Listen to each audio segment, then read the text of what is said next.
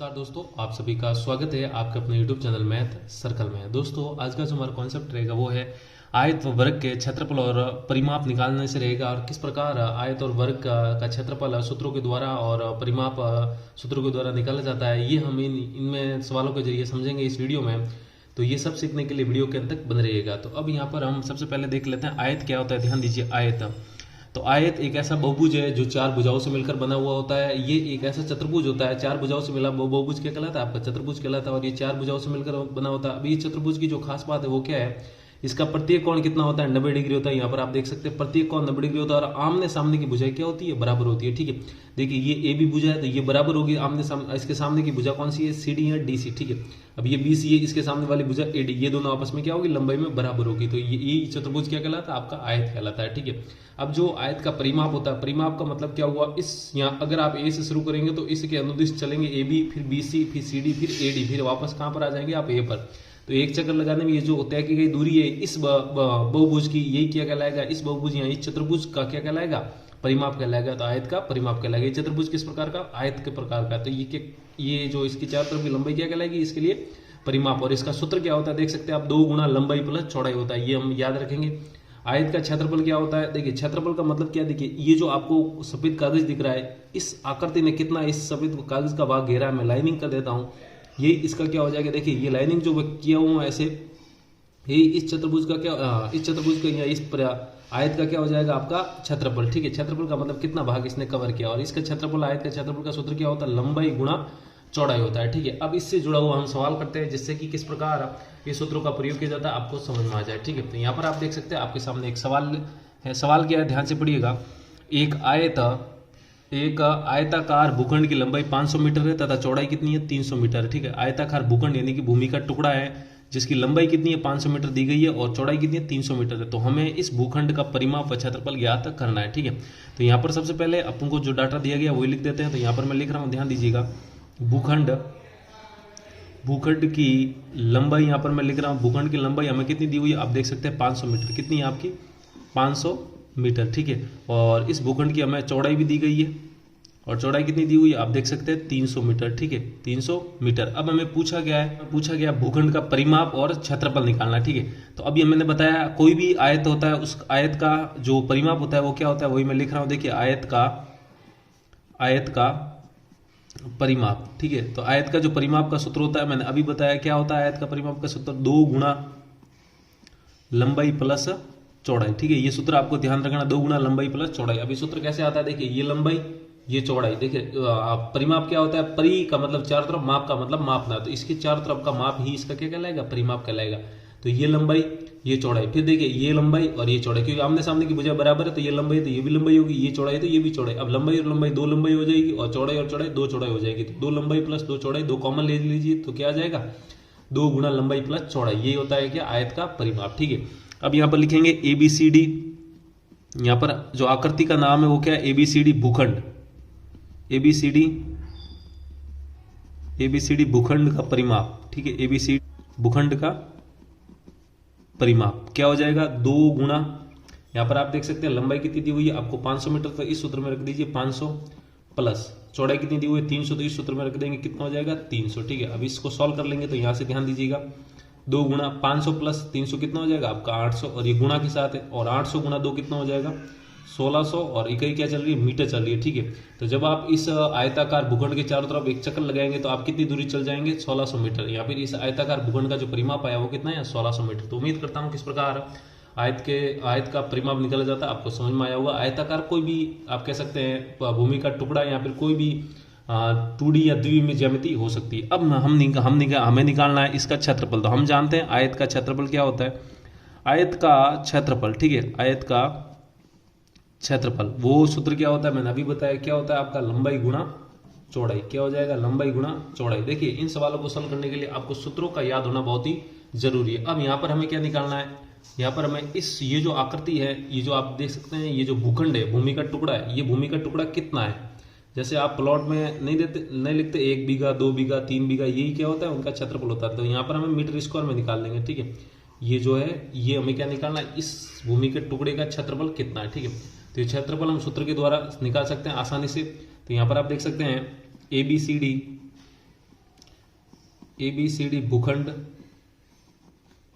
का क्षेत्रफल कितना हो जाएगा, लंबाई गुणा चौड़ाई। इस भूखंड की लंबाई कितनी है, 500 मीटर, ठीक है, और इस भूखंड की चौड़ाई कितनी है आपकी, 300 मीटर, ठीक है, आप देख सकते हैं 300 मीटर। इन दोनों को आपस में गुणा कर देंगे, सॉल्व कर देंगे तो हमारा क्या हो जाएगा, 5 भूखंड का क्षेत्रफल आ जाएगा, ठीक है। 5 गुणा 3 कितना होता है आपका 15, और ये 2 जीरो गुणा होकर 4 जीरो बन जाएंगे, तो ये मैंने लिख दिया आपके 15, और ये पीछे की तरफ 4 जीरो, मीटर गुणा मीटर क्या हो जाएगा आपका मीटर स्क्वायर, ठीक है। तो आप देख सकते हैं कितना हो गया, इकाई, दई, सैकड़ा, हजार, 10,000, लाख। तो आप कह सकते हैं 1,50,000 मीटर स्क्वायर इस भूखंड का क्या हो जाएगा, क्षेत्रफल हो जाएगा, क्या हो जाएगा, क्षेत्रफल हो जाएगा, ठीक है। कि ये भूखंड कितनी है। प्लॉट भी ऐसे ही मापे जाते हैं। जब पटवारी आपको माप करता है तो पटवारी पहले एक चैन से यहाँ चैन के टुकड़े से एक सीढ़ी जो भूमि का टुकड़ा रहेगा उसका एक चैन का टुकड़ा इधर लगाएगा, लंबाई चौड़ाई आ जाएगी, और फिर एक ऐसे लगाएगा, आपकी लंबाई आ जाएगी। फिर वो क्या करता है, इन दोनों को आपस में क्या कर देता है, गुणा करवा देता है, और गुणा करने के बाद फिर वो जिसमें भी हेक्टर में होता है, यहाँ पे विश्व में होता है या बीघा में होता है, जो भी मीटर स्क्वायर, सेंटीमीटर स्क्वायर, उसकी वो इकाई परिवर्तन कर देता है। इसी प्रकार आप कह सकते हैं आयताकार भूखंड का क्षेत्रफल और परिमाप निकाला जा सकता है। उम्मीद है आपको समझ में आया होगा, ठीक है। तो ये तो हुआ हमारा आयत का क्षेत्रफल, आयत का परिमाप, ठीक है। अब हम सीखते हैं वर्ग का क्षेत्रफल और वर्ग का। उससे पहले मैं आपको बता देता हूं कि वर्ग क्या होता है। ध्यान दीजिएगा, वर्ग भी क्या है, देखिए एक ऐसा, देखिए वर्ग भी क्या है, वर्ग भी क्या है, एक ऐसा आप कह सकते हैं चतुर्भुज है जो 4 भुजाओं से मिलकर बना होता है, ठीक है। आयत भी अपने आप में क्या था, आयत भी एक चतुर्भुज था जो 4 भुजाओं से मिलकर बना होता था, ठीक है। लेकिन इन दोनों में अंतर क्या है, इन दोनों में अंतर देखिए, प्रत्येक कोण इसमें भी 90 डिग्री है तो प्रत्येक कोण इसमें भी 90 डिग्री है, बस भुजाओं का अंतर होता है, याद रखिएगा। आयत में आमने सामने की भुजाएं क्या होती है, बराबर होती है। ये आमने सामने की भुजाएं बराबर होती है लंबाई में, ठीक है। लेकिन वर्ग में क्या होता है, वर्ग में सभी भुजाएं आपस में क्या होती है, बराबर होती है लंबाई में। आप किसी की कोई भी भुजा आप मान लीजिए, यदि ये भुजा 8 मीटर तो ये भी कितनी हो जाएगी, 8 मीटर। अगर ये भुजा 8 मीटर तो ये भी भुजा 8 मीटर, ये भी भुजा 8 मीटर, ये भी भुजा 8 मीटर हो जाएगी, ठीक है। तो वर्ग की विशेषता और आयत की विशेषता में एक ही अंतर है, वो क्या है, इसकी जो भुजाएं हैं वो लंबाई में बराबर होती है, जबकि आयत की जो भुजाएं होती है वो आमने सामने की बराबर होती है, ठीक है। ये भी सारी भुजाएं लंबाई में बराबर होती है, वहां पर आमने सामने की भुजाएं बराबर होती है। वर्ग भी एक बहुभुज है, ये भी कैसा बहुभुज, एक चतुर्भुज का प्रकार है। अब चतुर्भुज में भी कैसा है, ये एक वर्ग है, ठीक है, ये बात याद रखिएगा। बहुभुज क्या होता है, बहुभुज आप कह सकते हैं ऐसी आकृति जो रेखाखंडों से मिलकर बनी होती है वो क्या कहलाती है, आपकी बहुभुज कहलाती है, ठीक है। सबसे कम भुजाओं वाला जो बहुभुज है वो क्या आपका त्रिभुज है, 3 भुजाएं होती है। उसके बाद क्या आता है, चतुर्भुज, ठीक है।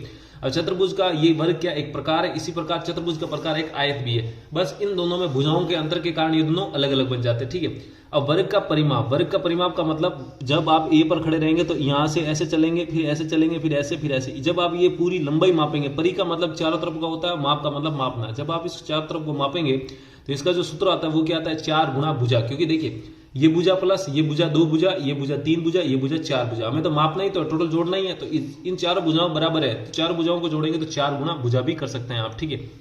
अब वर्ग का क्षेत्रफल, क्षेत्रफल का मतलब ये भाग इसने कितना घेरा हुआ है, ये इसका क्या हो जाएगा, क्षेत्रफल हो जाएगा, ठीक है। तो आप ऐसे प्रकार इसको रेखांकित कर सकते हैं। तो यहाँ जो वर्ग का क्षेत्रफल हो जाएगा क्या हो जाएगा, भुजा गुणा ये भुजा, ठीक है। भुजा गुणा भुजा कर दीजिए, आपका क्या हो जाएगा, वर्ग का क्षेत्रफल। भुजा गुणा भुजा या भुजा का वर्ग भी हो सकता है यहाँ पर, ठीक है। देखिए आधार समान है, गुणा में घातें जुड़ जाएगी तो इसकी घात और इसकी घात मिलकर भुजा स्क्वायर भी कह सकते हो। तो आप इस सूत्र को क्या कह सकते हैं, भुजा का वर्ग भी कह सकते हैं, ठीक है। तो ये तो हो गया आपका वर्ग का परिमाप और वर्ग का क्षेत्रफल। चलिए इससे जुड़ा हुआ एक सवाल करते हैं। यहाँ पर आप देख सकते हैं सवाल क्या है, एक वर्गाकार पार्क का क्षेत्रफल ज्ञात कीजिए जिसकी भुजा क्या है 80 मीटर हो, साथ ही परिमाप भी ज्ञात कीजिए, ठीक है। तो देखिए उसी के जैसा सवाल है, बस आकृति क्या है बदल दी गई है। यहाँ पर आकृति क्या है आपकी वर्ग है, जबकि वहां पर आकृति क्या थी आपकी आयत थी। तो हम दिया गया डाटा लिख देते हैं, ठीक है। तो हम यहाँ पर लिखेंगे पार्क वर्गाकार है, इसलिए मैं डायरेक्ट पार्क लिख रहा हूं।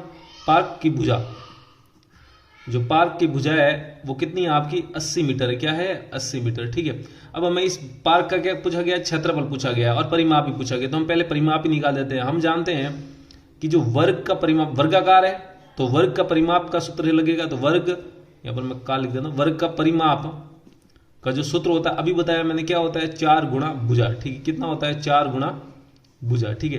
तो इसलिए हम लिखेंगे ABCD, ये क्या है ABCD वर्गाकार पार्क,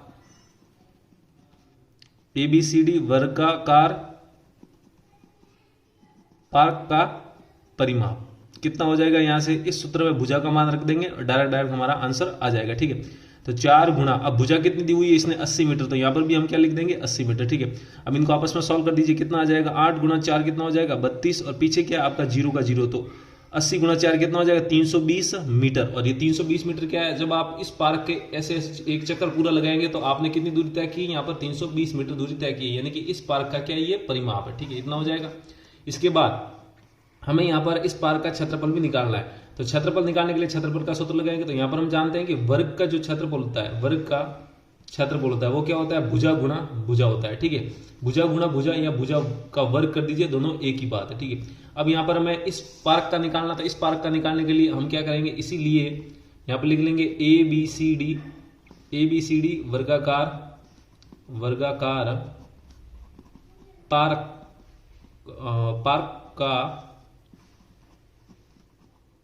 क्षेत्रफल कितना हो जाएगा, यहां से भुजा गुणा भुजा है। तो भुजा का मान यहां पर आप देख सकते हैं कितना दिया हुआ है, 80 मीटर। कितना दिया हुआ है, 80 मीटर। तो यहां पर भुजा का मान लिख देंगे 80 और यहां पर वापस लिख देंगे 80। ठीक है, तो 8 गुणा 8 कितना हो जाएगा 64, और ये 2 जीरो पीछे लग जाएंगे, और मीटर गुणा मीटर कितना हो जाएगा, मीटर स्क्वायर। तो आप कह सकते हैं 6400 मीटर स्क्वायर इस पार्क का क्या हो जाएगा, क्षेत्रफल हो जाएगा। यानी कि ये जो आपका पार्क दिया हुआ है, ये जो भी आपका प्ले ग्राउंड वगैरह कुछ भी हो सकता है। ठीक है, पार्क है ये, तो ये जो पूरा है इसका क्षेत्रफल कितना हो जाएगा, यहाँ से 6400 मीटर स्क्वायर, जबकि इसकी भुजा कितनी दी हुई है, 80 मीटर दी हुई है। ठीक है, तो किस प्रकार वर्ग का क्षेत्रफल और वर्ग का परिमाप और आयत का क्षेत्रफल और आयत का परिमाप निकाला जाता है। उम्मीद है आपको समझ में आया होगा। समझ में आया तो वीडियो को लाइक कीजिए, और अभी तक चैनल को सब्सक्राइब नहीं किया तो वीडियो के नीचे जो लाल बटन है उसको दबाइए, उसके पास वाली घंटी भी दबाइए, ताकि ऐसी बेसिक कॉन्सेप्ट से जुड़ी वीडियो आपकी नोटिफिकेशन में आ सके। तो आज के लिए इतना ही रखते हैं, जल्दी मिलते हैं हम एक और बेसिक कॉन्सेप्ट के साथ। तब तक के लिए जय हिंद।